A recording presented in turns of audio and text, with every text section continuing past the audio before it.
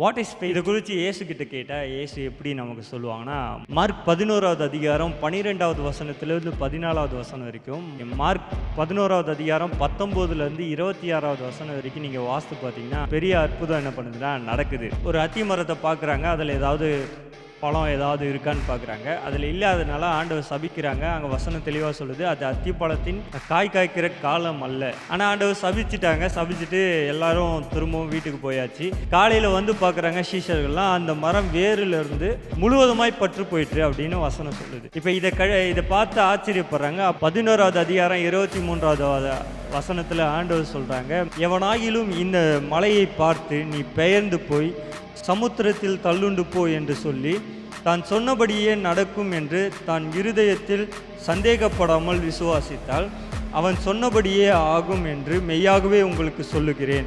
ஆதலால் நீங்கள் ஜெபம் பண்ணும்போது எவைகளை கேட்டுக்கொள்ளுகிறீர்களோ அவைகளை பெற்றுக்கொள்வீர்கள் என்று விசுவாசியுங்கள், அப்பொழுது இவைகள் உங்களுக்கு உண்டாகும் என்று சொல்லுகிறேன். இந்த வசனத்தை ஆண்டவர் தன்னுடைய சீஷர்கள்கிட்ட சொல்கிறாங்க. விசுவாசம் எப்படி இருக்கணும்னா, மலையை பார்த்து பெயர்ந்து போய் சமுத்திரத்தை தாழ விழுன்னு சொல்லிட்டு அதை கொஞ்சம் கூட சந்தேகப்படாமல் டவுட்டே படாமல் நம்ம ஜெபம் பண்ணால் அது கண்டிப்பாக நடக்கும் அப்படின்றத ஆண்டவர் சொல்கிறாங்க. அதுக்கப்புறம் சொல்லிவிட்டு நீங்கள் ஜெபம் பண்ணும்போது நீங்கள் கேட்டுக்கொள்கிற எவைகளும் பெற்றுக்கொள்வீர்கள்.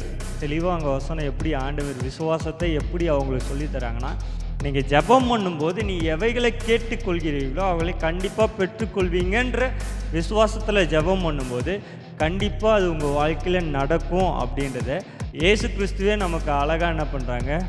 அப்போ நம்ம வாழ்க்கையில் விசுவாசம் எப்படி இருக்கணும்னு இயேசுவே நமக்கு சொல்லி தந்திருக்காங்கன்னா, அந்த விசுவாசத்தின்படி நம்ம ஜெபிக்கும் கண்டிப்பாக நம்முடைய வாழ்க்கையில் அற்புதம் நடக்கும்.